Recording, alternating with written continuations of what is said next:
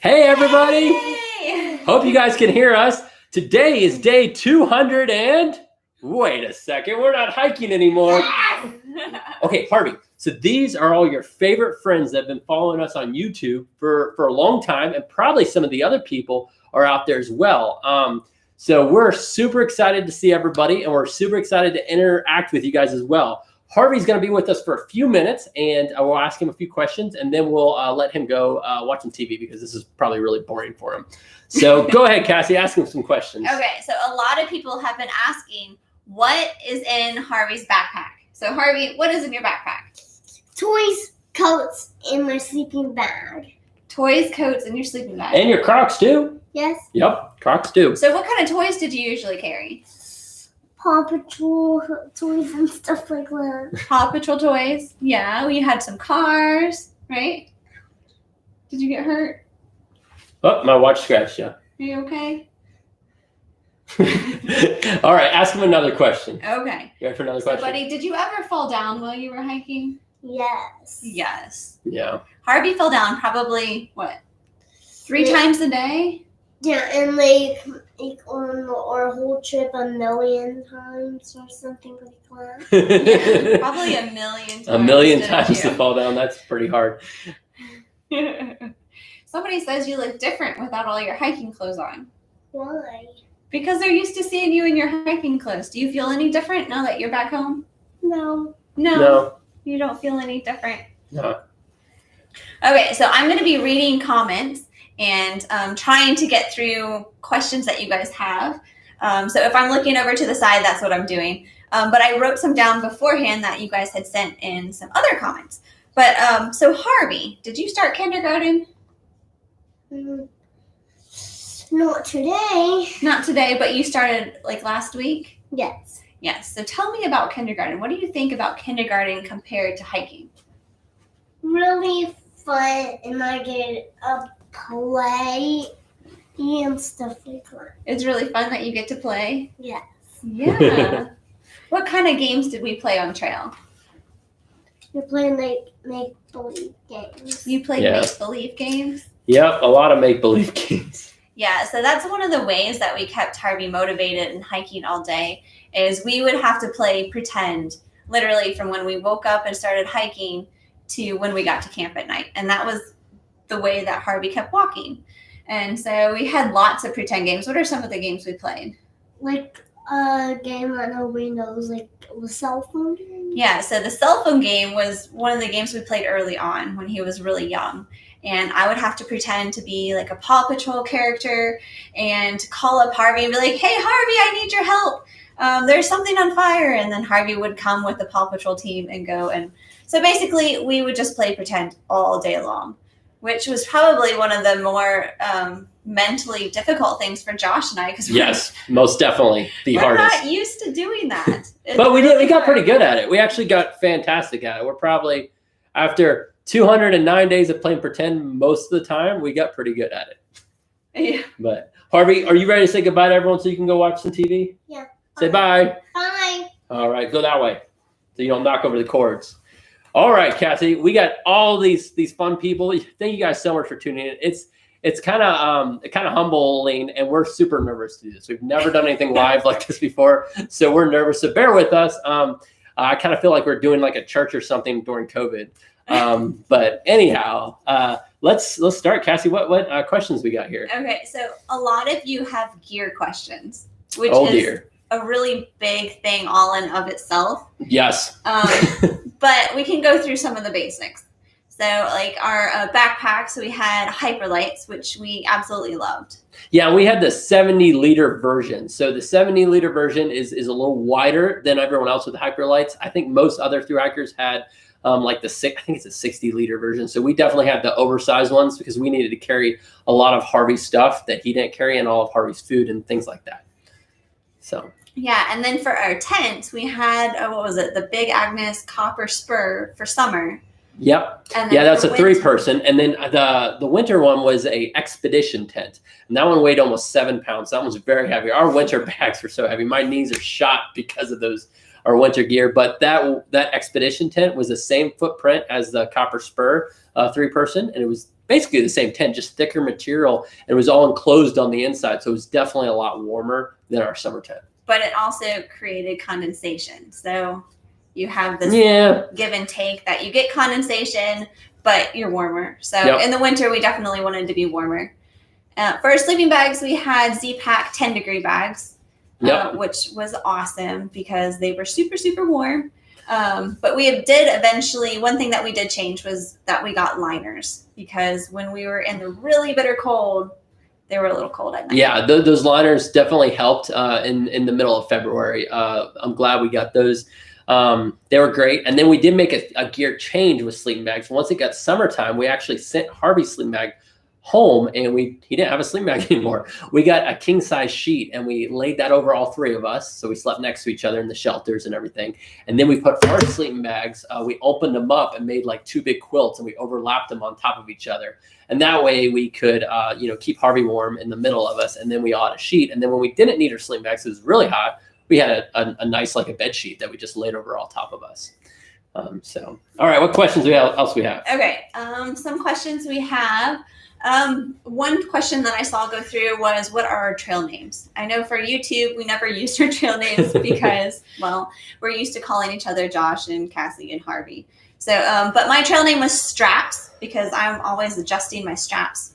And my trail name was Hot Hands because when I go camping with all my friends, I love to build fires, and I would build fires all the time. Through the winter time, I thought it was a cool name, and my friends named me that because I'm like, hey, I build fires, I keep my family warm. Halfway through the trip, however, when I told people my name was Hot Hands, they assumed that I was weak and I always needed a ton of hand warmers, hot hand warmers. I got a little embarrassed because we actually carried hand warmers with us, but we really never hardly used them because we always kept them for emergency. But those are our trail names. And then Harvey, of course, was Little Man. Everybody on the trail naturally just called him Little Man. I mean, strangers that never even heard of us, they would say, hey, Little Man. So it was very fitting for his name to be Little Man. Yeah. Okay. Another question was, how did our family feel when we first started? And if they did not support us, do they feel differently now? Yeah, so everybody was shocked when we told them what we were going to do. At first, they were very skeptical, especially when Harvey was little. When he was like 2 years old, and we said, hey, we're going to do this awesome adventure. But they were very skeptical, and some of them were even like, hey, that's really risky to take a kid in the woods, and what if a bear attacks you or something like that? But then as they saw us training some more and doing a 50-mile backpacking trip for a whole week, doing lots of winter camping the year before, Harvey had experience in under 20-degree camping way before we started. So when we actually started the trip, I think our whole family was pretty supportive. Everybody was, on board.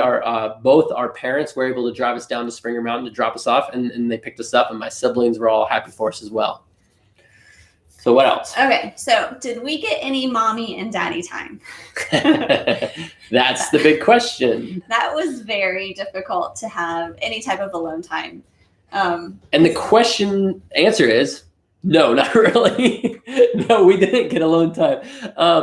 I would say once Harvey went to bed, we usually put him to bed between 7:30, but we are so tired, and 8 o'clock is practically hiker midnight anyway. Yeah, and I was editing a lot during that time. Yeah, so we pretty much just went to bed. It was great though. Every once in a while, especially later on in our hike, we would have Cassie's brother came out, and he just played really great. My brother came out in the Smokies, and when we were in a hotel, he played with Harvey and let me and Cassie go out and do resupplies by ourselves. So there's a couple moments, and then we had awesome trail family that we've met along the way. Like Sugarman played with Harvey some, but then Orange was Harvey's trail grandma, and he loved her. So whenever we went to at a hostel or something, he would just play with her for forever. And we got it's like, oh, we get some somewhat alone time, but not fully alone time. Yeah.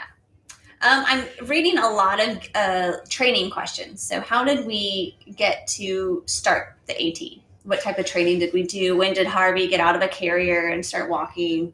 That sort of thing. How did we prepare Harvey? Yeah, so first we did a lot of backpacking with Harvey, on the back with a baby carrier. But once he could walk, we basically did it in our local park. When he was 2 years old, he could walk really good and like to run around. So we would go to the park, and we just decided that, hey, we're going to do this trip. So he's got to learn not to be carried, because he would always ask to be carried. So when he was 2.5 to 3 years old, we would walk for 1 mile in the park. And we just said, hey, we're not going to carry you. We're going to walk a mile, and no one's getting carried, but we will stop for sometimes over an hour and throw rocks in the creek. And then we will walk till he's tired and throw rocks in the creek again more. And that's how it started. And then we just started doing more and more backpacking trips. And they started out usually 3 miles. We'd go 3 miles out, camp, and then we hike 3 miles back to the car.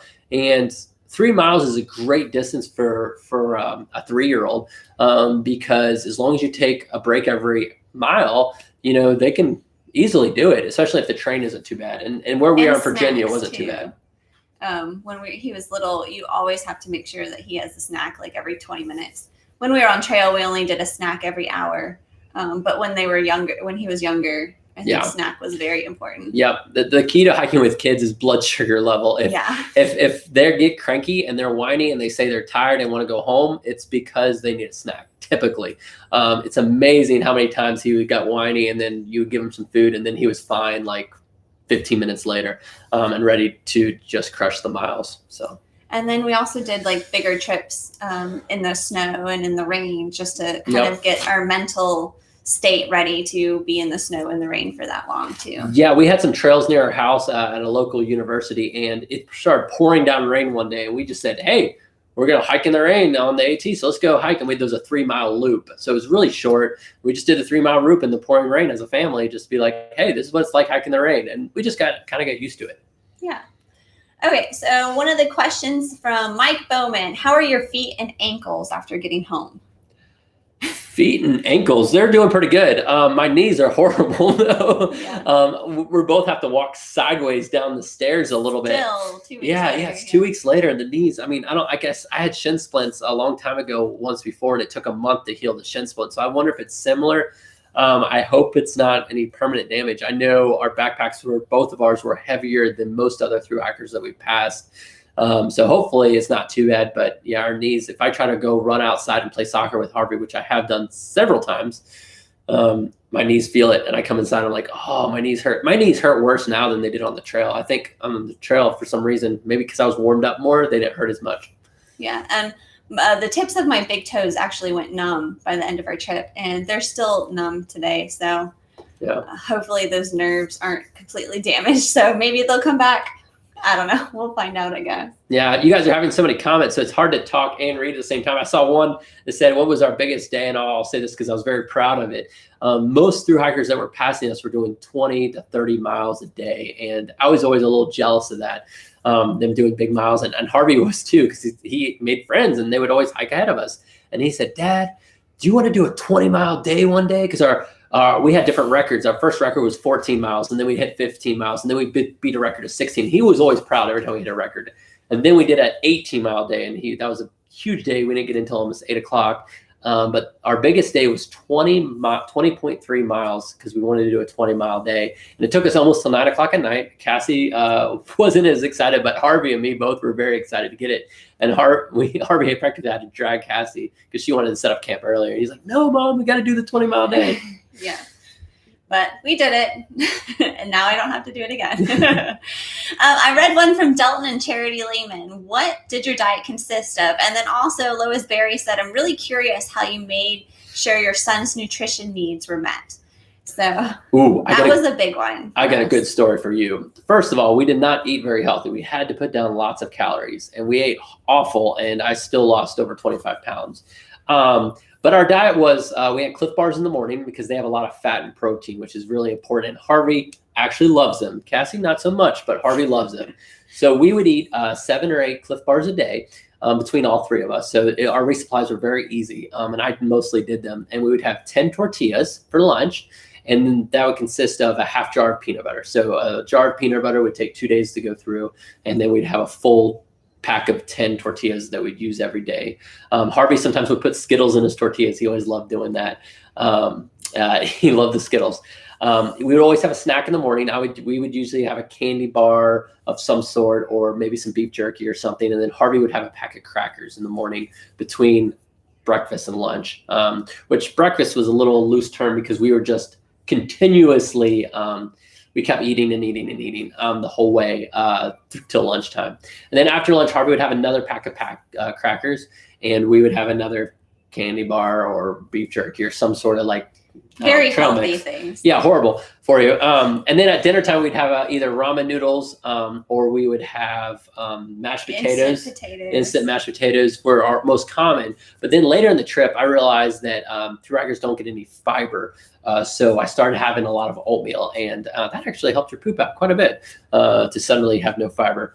But here's the funny thing is we took Harvey to the pediatrician and got a physical done before we started this whole trip. And then when we were done with the trip, we took him right back because he had to get another physical for school. And his pediatrician was pretty supportive, but someone else came in, another nurse came in to prick Harvey's finger to take his blood. And she had no clue that he was on the Appalachian Trail. So she took his blood samples, and I don't know anything about science, but what someone said. Yeah, she was checking his hemoglobin level. She's like, "Oh, you've been eating your fruits and vegetables. Your hemoglobin levels are really, really high or low or whatever they're supposed to be." And I was like, "Oh my gosh, he has been eating Cliff Bars for 7 months." His Cliff Bars and peanut butter, basically. So apparently, if you do lots of exercise, your doctor will think you're eating your fruits and vegetables. at least Harvey's. Yeah. But we did make sure we went into town and had zeros. Me and Cassie tried to get salads and lots of vegetables and fruits and stuff when we were in town. But on trail, they just don't have enough calories, and they're too heavy per the weight. And so David just asked if we've been able to slow down our eating while we're talking about food. No. It's been really hard. We've been used to eating so much, and I just feel like I'm very difficult. Starving all the time. Yeah, like, always hungry. Yeah, but we have cut down our eating. Our eating has gone down. But we're trying it's hard. to have like normal serving sizes, but it's pretty hard. Yep. Okay. Let's see. I need to scroll back. I think we missed like Did Cassie and Harvey have any weight loss? I lost 5 pounds, but that wasn't until the end of the trip. So I think my body reshaped. So I lost fat, gained a lot of muscle. And then near the end of the trip, my body was just done. And so I lost 5 pounds. Harvey actually stayed the same weight, which with his growth, he probably should have gained weight. So it is what it is. He's gaining weight now. And his doctor said he's healthy. So yeah, his doctor was happy with everything about him, which was great. And, he's not underweight. Yep. So I still have more to lose, but I did lose a lot. And, I'm very happy. Cassie's looks wonderful. Okay, let's see. There was one here. Grayson Phoenix, what clothes did you have for Harvey? I know a lot of people have been asking about his clothes. In the winter, he had wool base layers. So he had long johns and a long sleeve shirt. And he also had a fleece, a t-shirt, another long sleeve shirt.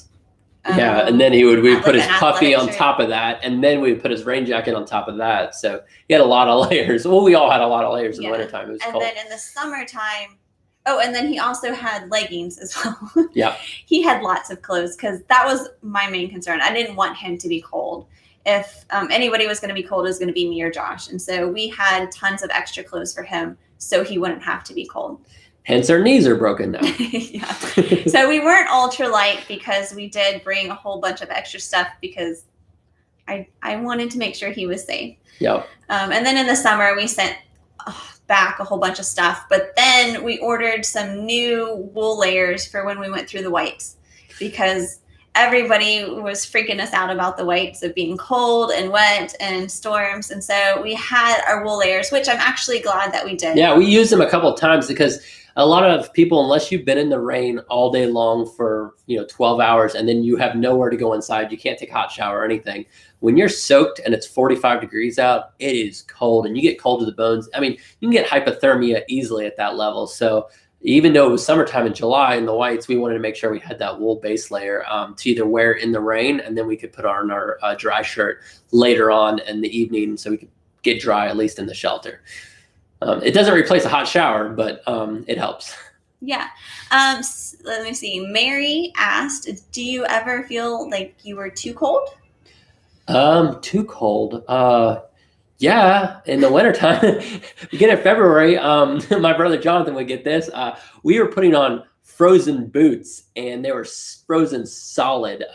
Luckily, Harvey's shoes are smaller, so we could put them in the sleeping bag so they wouldn't get as cold. But when you put on frozen boots where it takes you 30, 40 minutes to actually put your boot on your foot, it's cold, and your feet feel too cold. But it usually takes, a half an hour of solid hiking, and then your feet warm up. So there's a couple of days where it took us a while to get our feet warm. But I mean, I don't know what too cold is. We were very cold. But obviously we weren't too cold because we were fine, and we were able to hike every day and make it work. Yeah. But yeah, those memories we were weren't fun. ever hypothermic. So. Yeah, we weren't that type of cold. Yeah. Annette wants to know if we had any truly scary moments.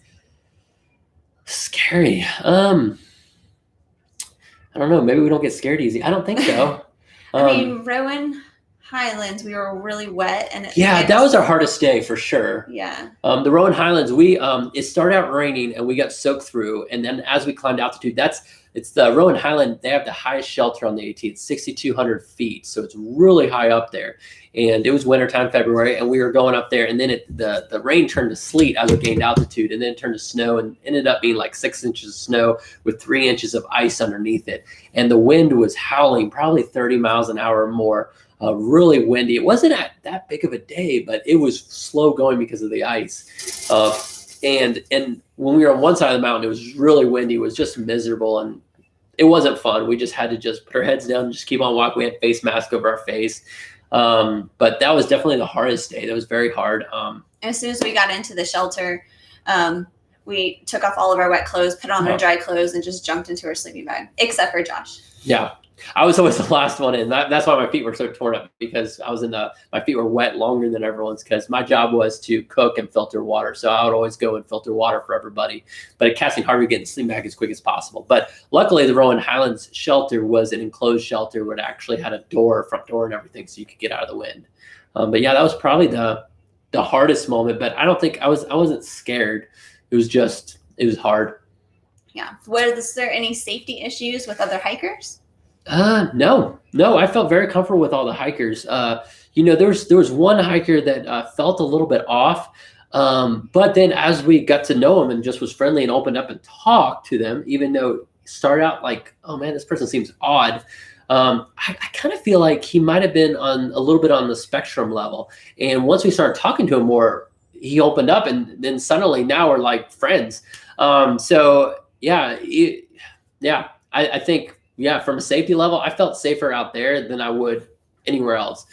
Just being in town, and for Harvey's safety's sake, one thing I like to tell people is, people say, "Oh, is it safe to put your kid in the winter? Is it safe to let your kid hike in the woods with bears and whatnot?" And I like to come back with, I feel a lot scarier driving down the highway with my kid in the car seat. Putting my kid in the car seat and driving 80 miles an hour, to me, that is way, way more dangerous. Yet we do it with our children all the time. It's going on a road trip with a child. And to me, that is less responsible in the woods, because bears don't typically eat people as much as car accidents happen. Okay, so Chris just said a funny one. Did we struggle with the clean smells when we got off trail? And we heard that body odor and stank is just a part of being on trail, and you get used to it. Is that true? Oh, yeah. And that is completely true. So Josh's smell smells like a spicy nachos with a little bit of vinegar sprinkled on there. And it would almost make me hungry, which is kind of weird to say. But we would be hiking down, and I could smell it. And then Sugarman had a completely different smell. Yeah, so hikers can identify each other through their smell. So I know when Sugarman's here, Cassie's here, Blueberry or Harvey, we all have had different smells, and you can identify people, and it's very unique, and you get used to it. It doesn't bother you at all to be so stinky. Cassie's brother let us drive in his car. And then he said when he got home, his wife talked to him and said, days later, this stink was still there and she couldn't stand it. So we stunk really bad, but we did get used to it. But the interesting thing is, our smell increased. So we could smell you day hikers before we could see you. So before you come around the corner, we could smell people's soap. Because everybody smelled like soap, or sometimes you'd be like, "Ooh, they smell like coconut, Suave coconut shampoo," or "Oh, somebody just put on sunscreen around the corner." It's really weird. Yeah, you would actually know that someone's coming before you see them. It was very interesting.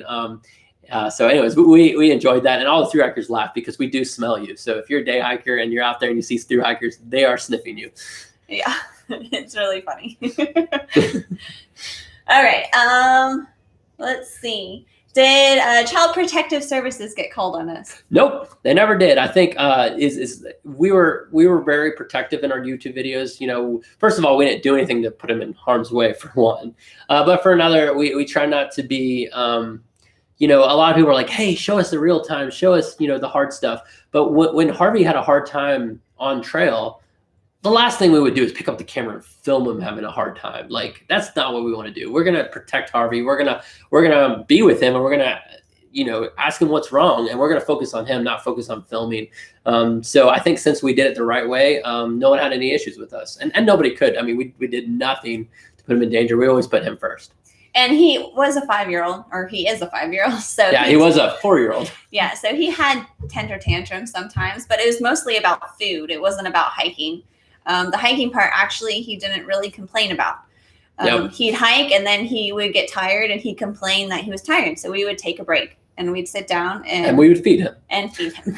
And then he's suddenly not tired anymore. Yeah. So we would do a lot of that. But yeah, there was no Child Protective Services called. Good. Okay. What about your and Josh's relationship? Is it stronger? How did you deal with arguments and that sort of stuff on the trail? Well, did we ever fight? Oh yeah, we did. We definitely fought, and we got frustrated with each other. It's kind of interesting. You don't have any time apart.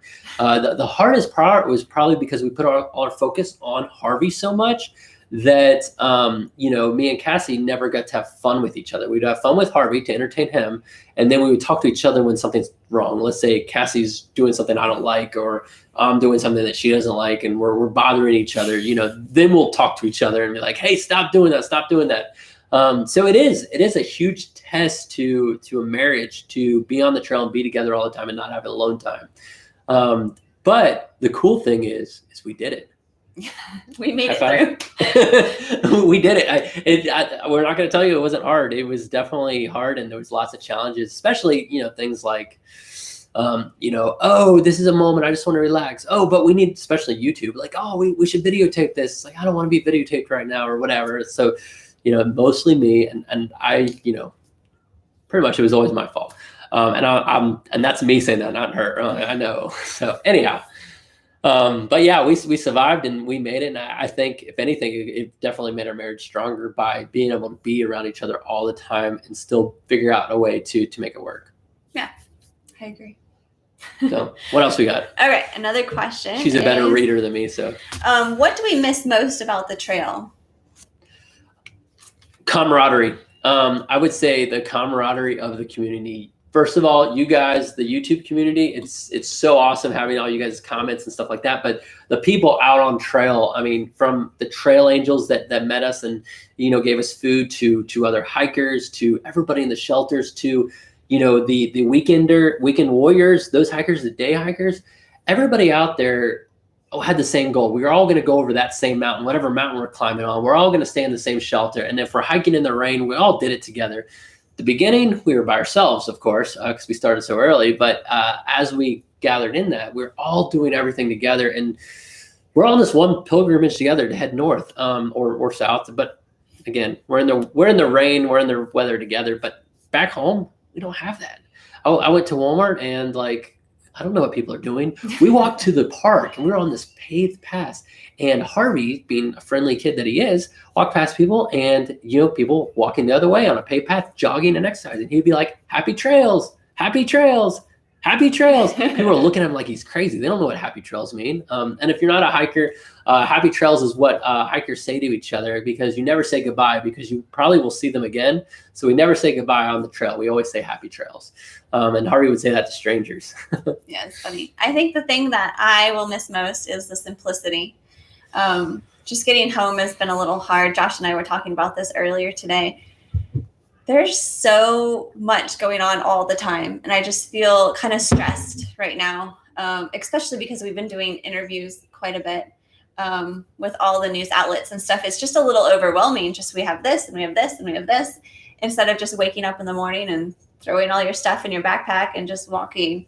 So I think that's probably my biggest adjustment and thing that I'm going to miss is just doing what you have to do. And now you just have so many different decisions and things to make. So it's definitely adjustment. I know I had like a schedule to keep my house clean and do my laundry and like do all this. And now like I just can't keep up with it all. And I'm going to have to figure it all out again. So yeah, that's what I'm going to miss. Okay. So what was your, your down point on the trail? My down point? Yeah. And then this is for family that's watching this. This is not against you guys at all, but probably my down point on the trail was, I mean, I guess there's different down points. There's a physical down point, and, you know, when I slipped and hurt my knee and I thought like, oh man, could this be the end of my hike or that type of thing? You have that down point, but emotionally, it was probably actually kind of when we finished.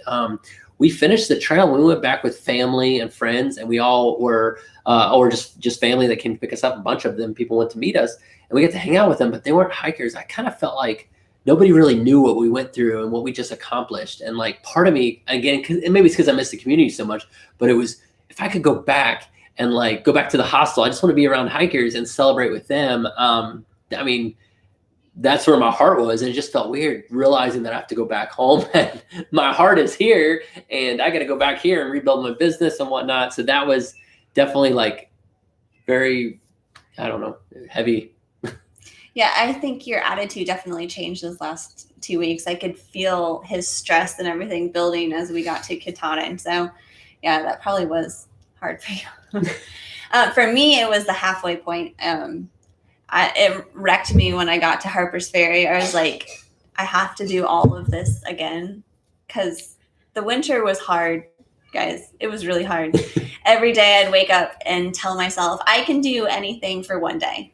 And I would tell myself that and push through the day, help Harvey through the day. And then I'd go to sleep. And the next morning I would tell myself that again. Mm-hmm. So when I got to Harper's Ferry, I was like, oh my gosh, I don't know if I can do all that again. But it became spring and summer and life got easier.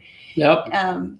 So my attitude changed after a couple of days of working through stuff. And here we are. Yeah. Yeah. And I wouldn't change winter at all, by the way. Like, we do not regret doing winter. Those are some awesome memories. They were hard, but the memories are just amazing. That was the real adventure. The wintertime was the adventure. After that, we were so used to it. Living in the woods was just normal. That was life. And then, of course, Sugarman joined us and came to Harvey Family and Blueberry as well. We got to go to New York City, and we went to the Warwick movie theater, and we camped there at a drive-in movie theater, which is so cool. Like, and Harvey's treasure hunt, like. And the Blueberry farm where we played wiffle ball. We carried a wiffle ball bat so Harvey could practice baseball. And we got a whole bunch of thru hikers at the Blueberry farm to play a big game of baseball with us. Like, we had 16 thru hikers play baseball with us. So, I mean, really after the summertime was just, or late spring was just a breeze as far as the trail life was easy. And we just got to enjoy the community a lot. Yeah. So do you miss your beard? Was that a question? It's been a question quite a bit. Oh, really? Yeah. Okay, so beard.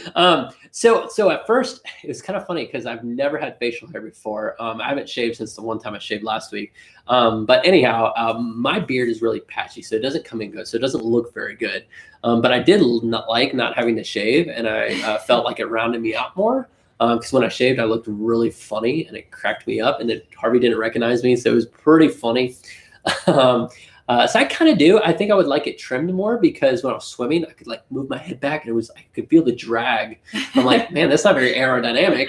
But I don't know. Do you miss it? I don't know. I didn't like it when we were hiking. But then he looked so different when he shaved, and I was like, I need the beard back. Oh, but I don't know. I don't like the pokiness of everything, so I don't know. Probably not. Yeah. This feels weird, by the way. Feels like we're talking to ourselves, but hopefully you guys are enjoying this. All right, let's keep going. What else you got? Okay. Sugarman and Blueberry. Let's talk about them. Oh, right. So it was funny. We met Sugarman in Virginia, and then we saw him on and off randomly until late Pennsylvania. And funny, Blueberry's first night on trail, I think his first or second he spent with us, and we saw him, but then we got ahead because we were faster, essentially, I believe, because he was just starting. And then him and Sugarman kind of hooked up, and they started just cracking off. And then we saw them one day, and they were having fun together, and saw them another day. And we already had a good relationship with both of them, and they just started hiking with us. And it's really funny because we thought, since everyone's so much faster than we are, typically, as long as they get somewhat of trail legs, we thought we'd never get a tram lead. We truly did. So when they started hiking with us day after day after day, and we just kept going the same places, I'm like sitting there, I'm like, I think we have a tram lead, but I'm not sure. And it was funny. Nobody would say it. Right. But if Blueberry's, older and wise, he's 62. Oh gosh, don't let him hear me say that. I almost said 65. Sugarman called him 63 and he got offended. But anyhow, he introduced someone else and said, "Oh yeah, we're a tramley." And it was like, it's kind of like telling your girlfriend, like, who's going to say I love you first? So yeah, Blueberry broke the ice and actually called us a tramley first. But that was probably at least 3 weeks after hiking with each other. Now Blueberry did have to get off trail. He left for a wedding. And then after that, he was several days behind us trying to catch up to us. But then he slipped on a creek and actually hurt his hip real bad, got off trail. And he's actually going to finish his flip-flop later. And hopefully he'll come to our house I told him he's coming to our house. So I don't think he has a choice as much as he thinks he does. Hopefully we can host him at our house. And I'd love to see him because that was a little sad, like finishing that last month without him. He really rounded our group out together. And we liked him a lot. So, yeah. So is Harvey largely unaffected by all this? And does he appreciate the gravity of what we've accomplished? He has no clue about He has no idea. Like zero clue. When we started this hike, he just, we would do weekend backpacking trips all the time. So we just told him this one's going to be 200 days and 2,000 miles. And that's what he told himself, and he told people and whatever. Then we started hiking. But by the time we started seeing people in spring, he already forgot what the winter was like. He got so used to trail that he forgot everything. When we got home, he didn't remember any of his toys. We can literally go back and rewrap all of Christmas and just repeat it for next year because he doesn't remember anything. And like even now that we're back home for even 2 weeks, there's so much of the trail that he doesn't remember. I think when you're 4 and 5 years old, you're learning patterns and learning what you do and learning routines. But when your routine changes, you're so focused on the new routine that the old routine, I don't know if your mind just releases it. But yeah, he's pretty oblivious to everything going on. Yep. And I know you're supposed to be doing the questions, but I see Matt asked, is Sugarman single? Yes, he is. And if anyone wants to private message him on Instagram, look him up. He is a single guy. He moved to LA to live closer to his sister for a while to see what the West Coast is like. So we worked really hard on, I took lots of photos to help him with his dating profile. He's looking for a single girl that likes to hike. So yep. And yeah, he would love someone that either would like to thru hike or has thru hiked in the past. So if you're interested. Thanks, Matt. Sugarman's gonna hate you. Yes. Okay, so here's the big question. We've been getting this quite a bit, so we're just gonna put it out there and talk about it. Is Harvey the youngest thru hiker? Yeah, so Harvey is the youngest thru hiker to hike from Georgia to Maine, all in northbound direction. Buddy the backpacker he owned the record for a long time, and his family flip-flopped back and forth. There's a family, I think her name was Juniper, and they called her the Beast. And they did last year. They're a missionary family.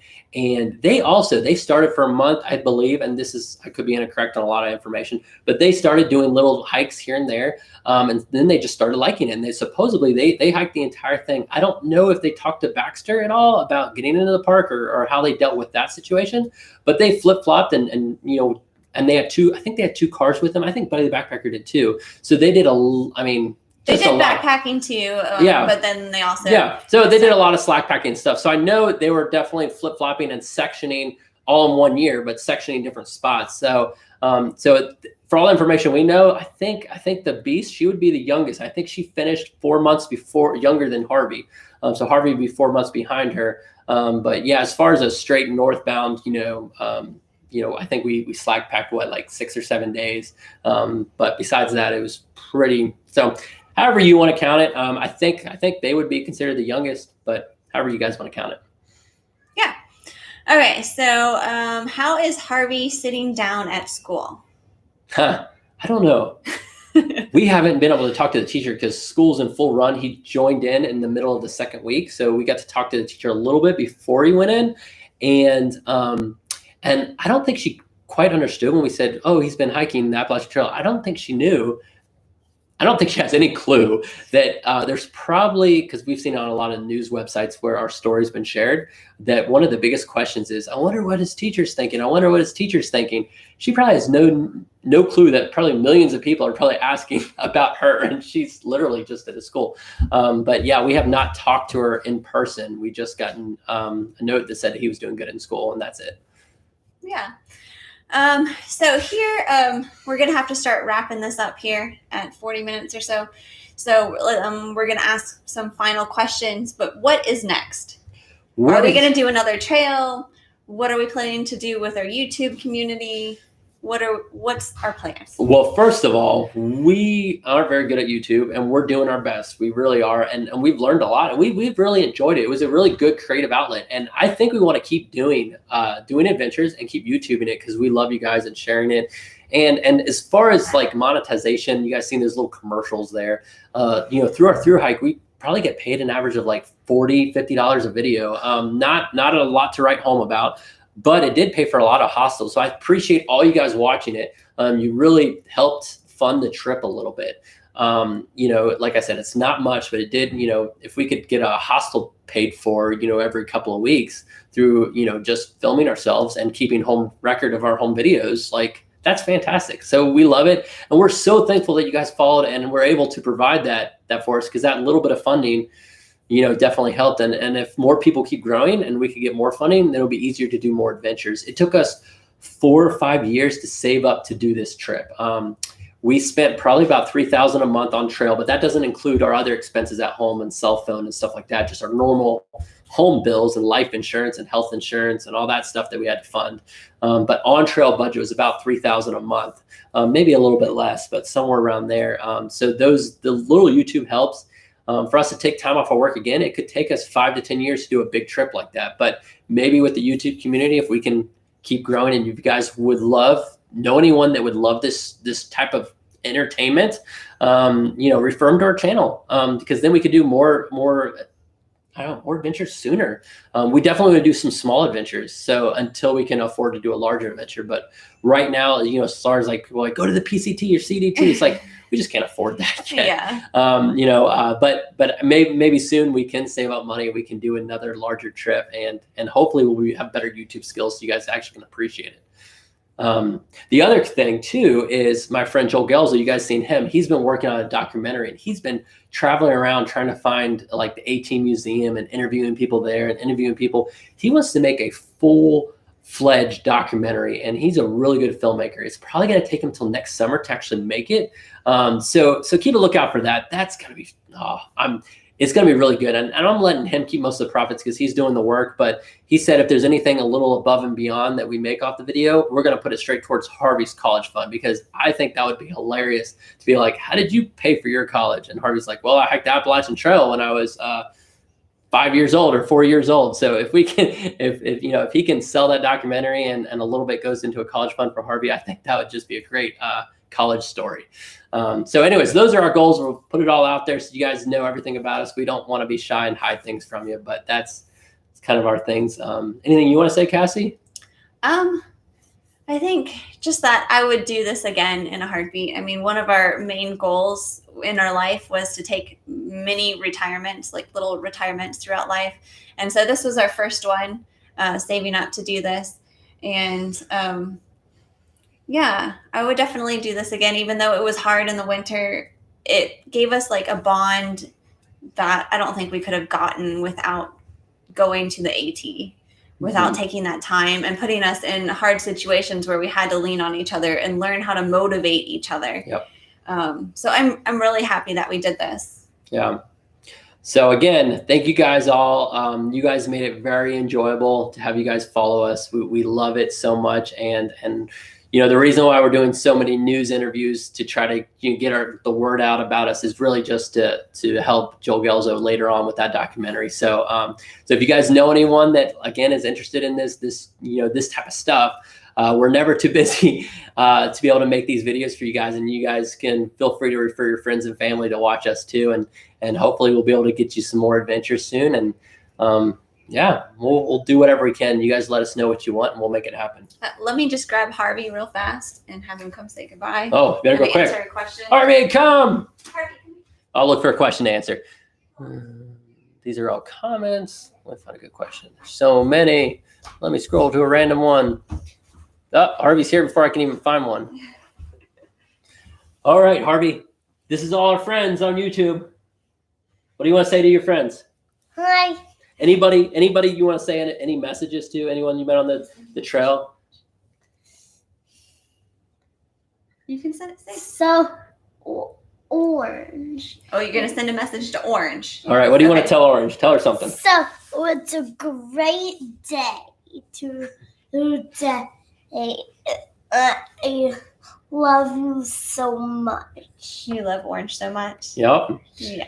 Yep. And we love all you guys so much, and we're gonna say goodbye now. So what do we say instead of saying goodbye, Harvey? We say happy Happy trails. Happy trails, everybody. Everyone.